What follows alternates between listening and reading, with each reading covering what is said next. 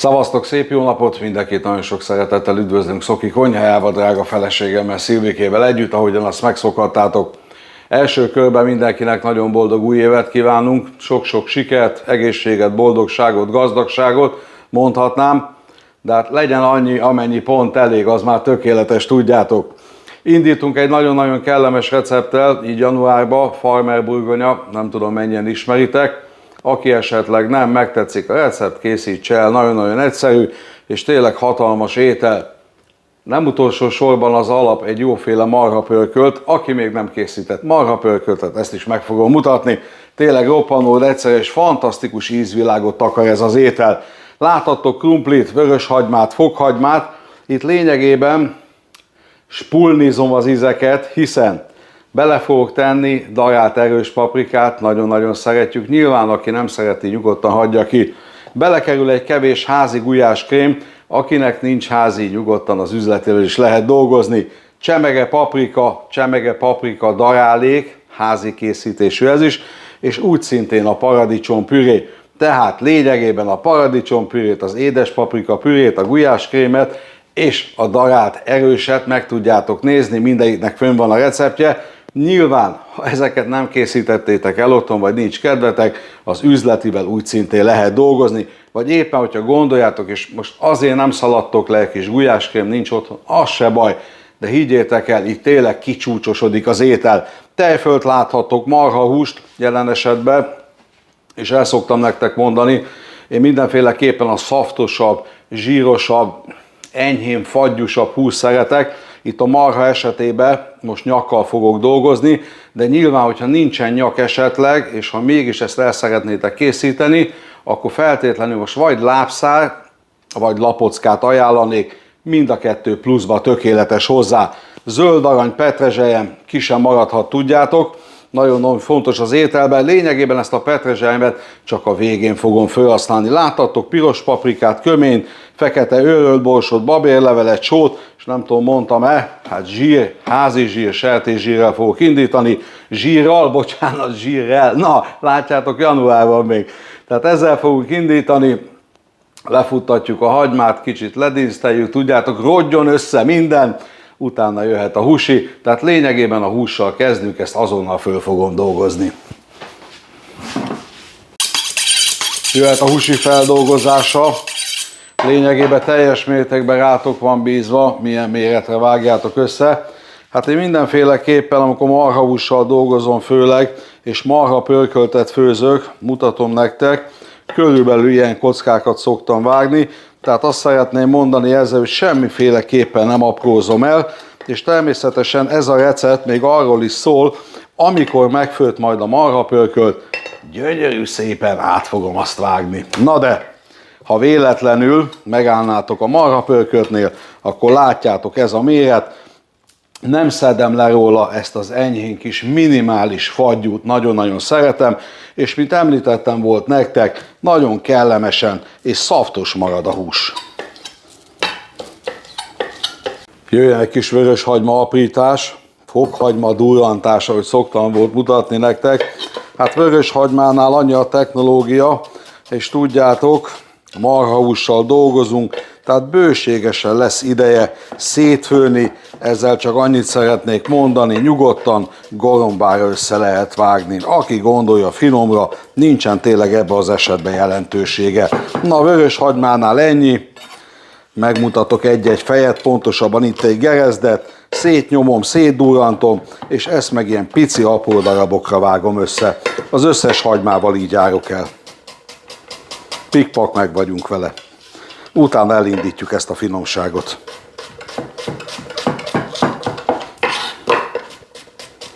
El is indíthatjuk a marhapörköltet, úgy fog kinézni ez a dolog, és látjátok, ha belenéztek az edénybe, egy másfél evőkanál sertészsírt olvasztottam föl. Nyilván, és a marhapörköltnél bőségesen belefér, ha liba, kacsazsírral indítjátok, vagy éppen sertészsírral, ti döntitek el, mi van otthon. Legrosszabb esetben olajjal is el lehet készíteni. Na, de tudjátok, én zsíros gyerek vagyok, ajánlom, hogy zsírral készítsétek el. Jöhet hozzá a vöröshagyma, fokhagyma kombó. Gyönyörű szépen elkezdem megrogyasztani a hagymákat, és hogy ez minél hamarabb megtörténjen, indításképpen tekerek bele egy kevés sót. Ez pár percen belül megtörténik. Utána jöhet rá a husi. Figyeljetek, oda ne égjen meg.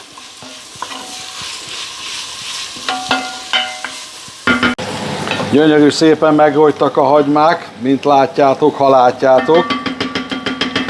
Következésképpen hozzápumpálom a husit teljes terjedelmébe. Hű, de szép. Szilvikét kerülgetem egy kicsit. Na, lényegében az a technológia most, ugyanezen a hőfokon, egy 12-es hőfokon, pontosabban fokozaton, gyönyörű szépen elkezdem átpirítani a húst, egyelőre semmit nem teszek hozzá, amikor jó erőteljesen átpirult, utána fűszerezek, hozzákerül a paradicsompüré, a paprika, gulyáskrém, és sorolhatnám, mutatok nektek mindent idejébe. Alaposan pirítsátok át. Hisz miért is pörkölt a pörkölt? Át kell jó pörkölni. Nagyon-nagyon fontos.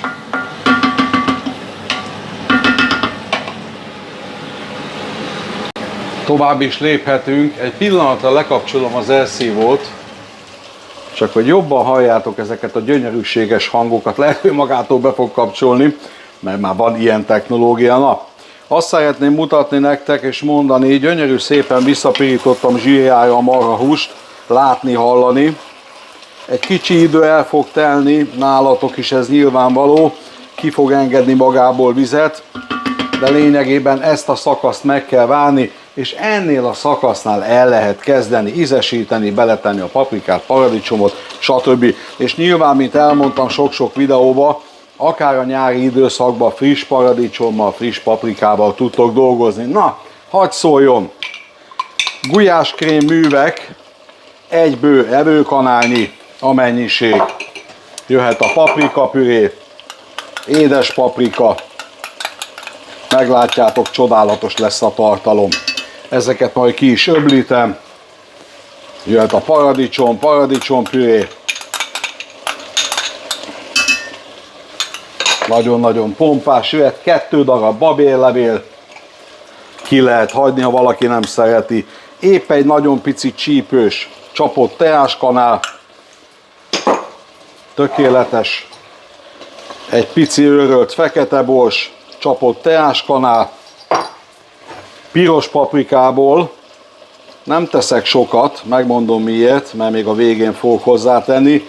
2 ilyen félpupos teáskanálat tettem hozzá, őrölt kömény, nem gulyáslevest főzünk, nagyon fontos, csak egy csapottal teszek bele teáskanál szinten. Össze fogom forgatni, és lényegében így ebbe a helyzetbe pirítom még 2-3 percig. Hát nem is kell semmit mondanom, nézzétek meg, fantasztikus az alap. Összepirítom, hozom a vizet, és jöhet a felöntés. Nem a beöntés, az egy másik technológia. Na, hamarosan mutatom nektek. Meg vagyok az összepirítással, nagyon-nagyon kellemes, nemes pörzsanyagok alakultak ki, ez is nagyon fontos. És attól nem kell félni, hogy egy nagyon-nagyon picit megkap az alja. Természetesen a megkap az alja nem arra vonatkozik, hogy megég az alja, ez tényleg nagyon fontos. Na de viszont amikor fölöntitek, ez a nemes pörzsanyag az alján szépen föl fog jönni, és hozzá fog főni a pörkölthöz. Na jöjjön a felöntés, mindig csak annyi vizet teszek rá, hogy éppen, hogy majdnem lefedje, elfedje pontosabban, betakarja a húsokat, és lényegében az oldalát, edény oldalát lemosva, hozom a fedőt, és elkezdem főzni. Van bőven időnk, előkészítjük a burgonyát. Maga a csoda. Takarékon főzzétek feltétlenül. Tovább is léphetünk, és látjátok, föltettük a krumplit, zümmög a pöri. Zümmög? Hát miért szoktam ezt mondani, hogy zümmög a pöri, megmutatom nektek. Tényleg nagyon-nagyon lájtosan, ha belenéz Szilvike, látjátok, tényleg takarékon, nagyon óvatosan, lassan főzzük, higgyétek el, gyönyörűségesen meg fog főni, nem kell nagy lángon vagy éppen nagy fokozaton főzni, ez így teljes mértékben tökéletes. Nyilván, ha egy nagyon pici folyadékot igényel a pörkölt, utána kell önteni. Haladunk tovább, és mint látjátok a másik edényt, Föltettem a krumplit, a héjába főtt krumplit főzni. Mi itt a technológia, és mit javaslok nektek? Mindenféleképpen, hiszen földes áru, alaposan vagy mossátok meg, nekem van egy pici körömkefém itthon, amit csak erre a célra használok. Egyszerűen át szoktam sikálni a krumplikat, kezit csókolom, viszont váltáskor mehet a hideg vízbe, jöhet a tűzhelyre, és egyetlen egy kanál sót hozzáadva elkezdem puhára főzni. Ennyi. Miután megfőtt, mutatom nektek a továbbiakat. Lehűtöm, és onnantól kezdve mutatom, mi történik. Fedőt tegyetek rá természetesen.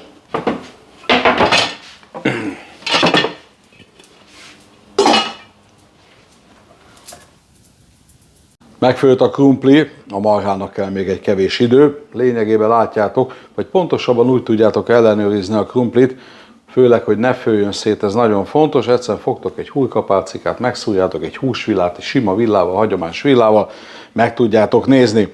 Mielőtt elkezdeném a krumplit feldolgozni, hoztam magammal egy pici zsírt, mutatom, zsír van benne feltétlenül, nem más, és nem dekoráció, mint egyszer valaki mondta. Na, tehát épp egy nagyon pici, mutatom is nektek, legyen még egy nagyon pici, mondjuk egy másfél teáskanál zsír, belehelyezve elkezdem kikenni, lényegében amikor ki van kenve, feldolgozom a krumplit, és mehet is a helyére. Ennyi, alaposan kenjétek szét benne. Az oldalára nem kell, csak az aljára. Jöhet a krumpli feldolgozása, ez is nagyon egyszerű dolog. Kiveszek egy szép példányt, egy nagyon picit lecsepegtetem. Éppen megkarcolom a krumplit, teljesen mindegy, hogy hol. Elkezdem lehúzni a héját, és ahogy meg vagyok vele, azonnal mutatom nektek, mi a technológia, roppant egyszerű. Egy nagyon picit meg kell könnyíteni a krumplit, olyan szinten mondom ezt. Egyébként, ha valaki rajta hagyja a héját, a nagyon nagy probléma nincsen, ez vékony héjú burgonya, tehát működik. Na, de mutatom, pontosabban mondom, hogy mit szoktam én csinálni ilyenkor. Fogok egy karalábévájót, vagy éppen ezt egy kis kanállal is el lehet végezni, és nagyon óvatos mozdulatokkal elkezdem megvájni, és látjátok, tehát ez a krumpli most, ha nagyon-nagyon szét lett volna főzve, ez atomjaira szétmenne, tehát óvattyával, a főzéssel is, és itt a könnyítéssel is. Nagyon óvatos mozdulatokkal elkezdem kiszedni a belsejét, készítek egy kis üreget neki, és lényegében amikor megvagyok, mehet a sütőtálba. Itt lényegében ti határozzátok meg, hogy milyen mély legyen, mutatom én, hogy szoktam, és nyilvánvaló, ezt a kevés krumplit se dobom ki, ez hagymás tört burgonyának holnap el lesz használva. Nagyon-nagyon prima, egy picit még kiszedek belőle, nem szabad nagyon mélyre sem menni, hiszen akkor szétesik az egész.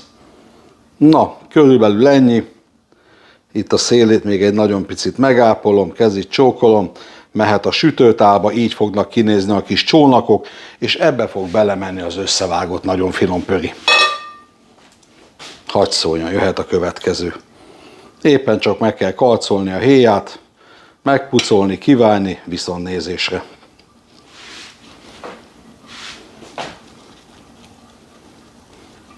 Három óra elteltével mutatom nektek, hol tartunk. Fantasztikus, egy nagyon szép és testes pörköltet készítettünk. Majdnem, hogy vajpú a hús, kb. Egy 10 percig fogom főzni. De, mint említettem nektek, jön még egy nagyon pici piros paprika. Ugye, amikor egy hosszú folyamaton végigmegy egy étel, például egy marha pörkölt, és először beletettetek egy alapozás szinte szerinti paprikát, az egy nagyon-nagyon picit fakulni fog. Na, ezen viszont javítunk. Paprika, tudjátok, zsírba oldódik. Épp egy teáskanálnyit szétszórok a tetején, visszateszem a fedőt, 10 percig főzöm, kész is vagyunk. Utána mutatom, miként járok el, le fogom szűrni egy nagyon-nagyon picit a szaftot róla, és na de hát nem megyünk ennyire előre, azonnal mutatom nektek. 10 perc innentől számítva. El is készült a jóféle marhapöri, ebben a pillanatban le is zártam a tűzhelyet.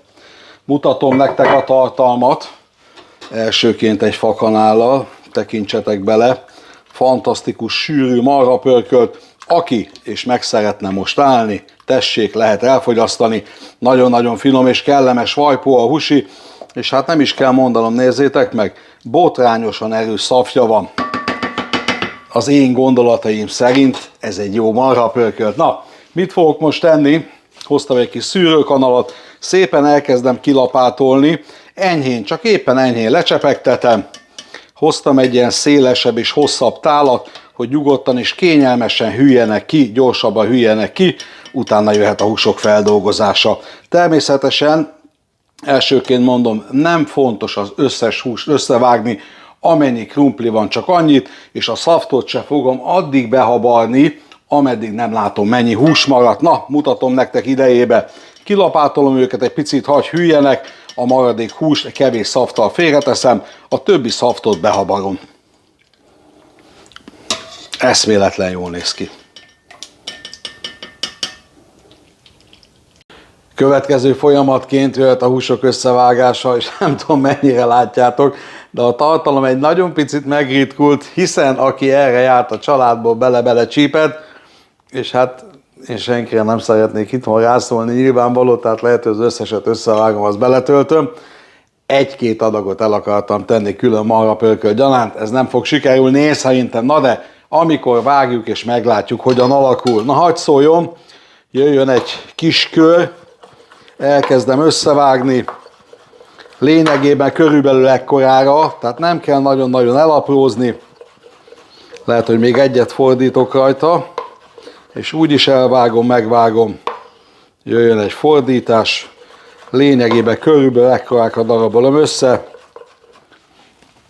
kést félreteszem, tálat idehúzom, és lényegében ezt az aprított húsit elkezdem belepakolni a burgonyákba, és hamarosan készítem a szaftot, pontosabban a pörkölt szaftot be fogom habarni, ennyi az egész, le fogom önteni, és gyönyörű szépen tűzpirosra a sütőbe be fogom sütni. Hát itt lényegében ti tudjátok, ti gondoljátok át, hogy mennyit szeretnétek betölteni. Ha úgy laposra töltitek a krumplikat, akkor nyugodtan félre lehet tenni belőle. Hamarosan mutatom a habart szószt nektek. Ennyire vágjátok át, nem kell jobban, mehet a krumpliba. Eszméletlen jó íze van. Egy kis különlegesség, ha gondoljátok. Na, jöhet a többi. Ha egy kis szaft is jön vele, abban semmi hiba nincsen.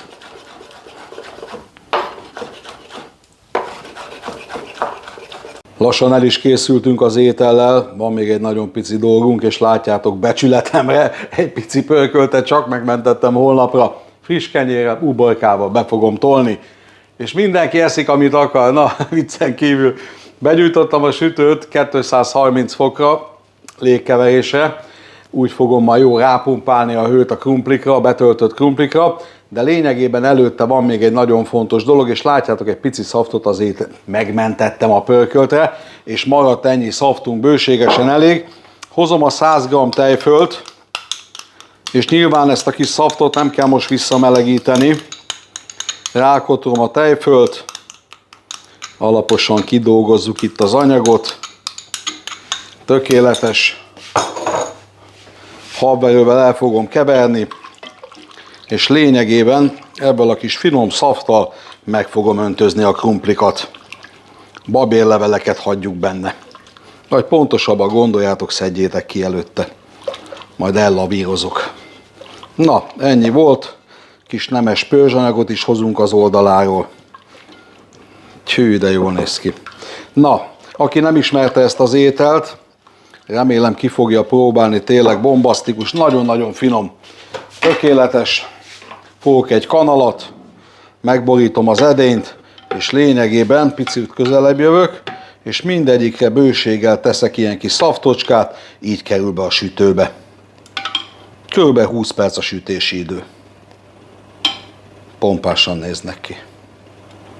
Nyugodtan csorogjon végig a krumplin is a szaft.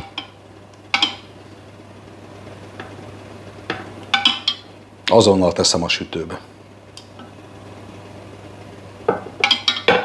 Mehetnek a sütőbe a töltött burgonyák, marha pörkölttel töltött burgonyák, 20 perc múlva körülbelül mutatom nektek a végeredményt. Nagyon-nagyon hálás. Miközben sül ez a finomság, nincs más hátra, itt a végén rajtam szándékosan a petrezselymet, miután kiemeltem ezt a fantasztikus ételt a sütőből, természetesen hirtelen felindulásból meg fogom szórni a zöld arannyal. Sok-sok videóban láthattátok, kupacolunk egy nagyon-nagyon picit, összeszorítjuk, és természetesen ahogy van kedvetek, finomra, gorombára össze kell vágni. Én a jó közepes méretre vágom össze. 5-ször, 6-szor, 8-szor menjetek át rajta. Fordítás, jöhet a következő vágás.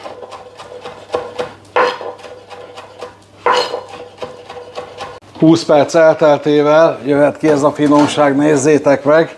Elkészültünk teljes terjedelmébe, és mint ígértem nektek, a legfontosabb dolog a végén, jöjjön egy pici zöld arany. Nézzétek, halljátok, még most is gyönyörűen sül. Hú, de jó illat van. Na, lényegében ennyi. Megszórjuk bőséggel, hiszen nagyon-nagyon szeretjük, jól áll neki, és fantasztikus ízeket ad majd neki. Hű! Na, ennyi. Hamarosan tálalok, keverek egy kis tejfölt ki. Ennyi volt az étel. Maga a csoda. Ja, bocsánat, egy kis félretett marhapörkölt. Ahogyan azt megszokhattátok tőlünk, egy laza és érzékeny búcsú, de tudjátok, anélkül nem megyünk el, hogy nem mutattuk volna meg az ételt közelről.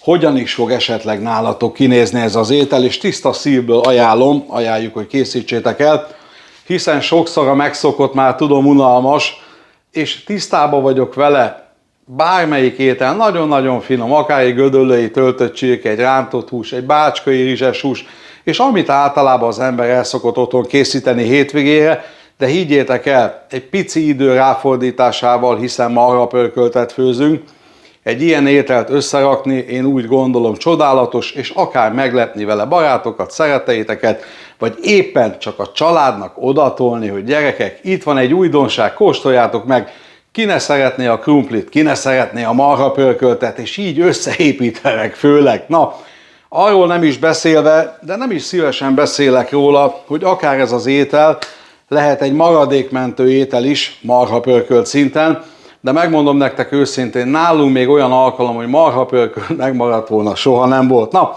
fogadjátok nagyon sok szeretettel, fogyasszátok el nagyon egészséggel, próbáljátok ki, írjátok meg milyen volt. Én azt gondolom, egy csodálatos étel, és akinek szerencséje van, az még félre is tud tenni egy-két adag marhapörit. Szavaztok, jó egészséget, jó étvágyat hozzá, kellemes hétvégét!